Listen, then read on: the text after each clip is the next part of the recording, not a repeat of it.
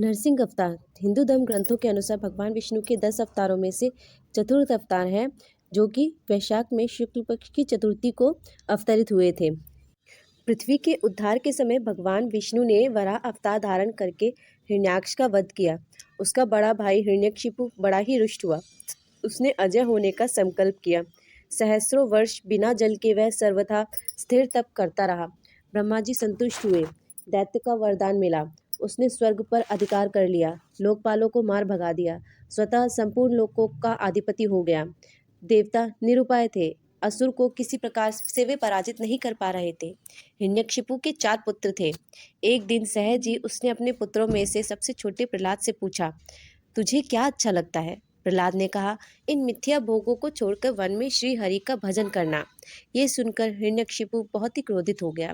उसने कहा, इसे मार डालो, यह मेरे शत्रु का पक्षपाती है। असुरों ने आघात किया, भाले टूट गए, खड़ग टूट गया, त्रिशूल टेढ़े हो गए, पर वह कोमल शिशु अक्षत रहा। दैत्य चौंका। प्रहलाद को विष भी दिया, पर वह जैसे अमृत हो गया। सर्प छोड़े गए उनके पास और वे फड़ उठाकर झूमने लगे।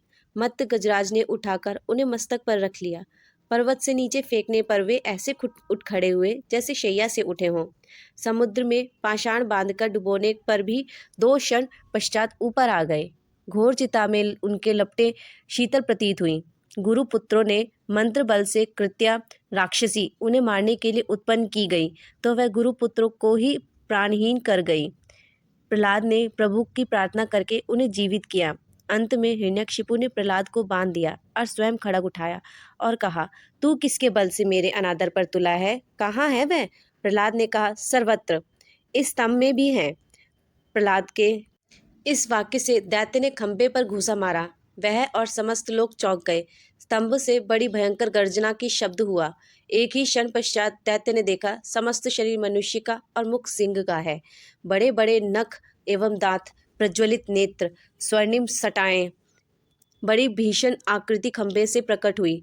दैत्य के अनुचर झपटे और मारे गए अथवा भाग गए। हिरण्यकशिपु को भगवान नरसिंह ने पकड़ लिया। मुझे ब्रह्मा जी ने वरदान दिया है, छटपटाते हुए दैत्य चिल्लाया। दिन में हो या रात में, ना मरूंगा। कोई देव, दैत्य, मानव, पशु मुझे मार नहीं सकता। भवन में या बाहर मेरी मृत्यु नहीं हो सकती। समस्त शस्त्र मुझ पर व्यर्थ सिद्ध होंगे।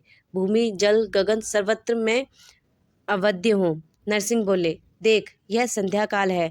मुझे देख कि मैं कौन हूँ। यह द्वार की दहेली, ये मेरे नख और यह मेरी जंघा पर पड़ा तू। अट्टहास करके भगवान ने नखों से उसके वक्ष को विदीर्ण कर डाला। वह उग्र रूप देखकर देवता डर गए। ब्रह्मा जी अवसन्न हो गए। महालक्ष्मी दूर से लौट आईं, पर प्रहलाद, वे तो प्रभु के वर प्राप्त पुत्र थे, उन्होंने स्तुति की। भगवान नरसिंह ने गोद में उठाकर उन्हें बैठा लिया और स्नेह करने लगे।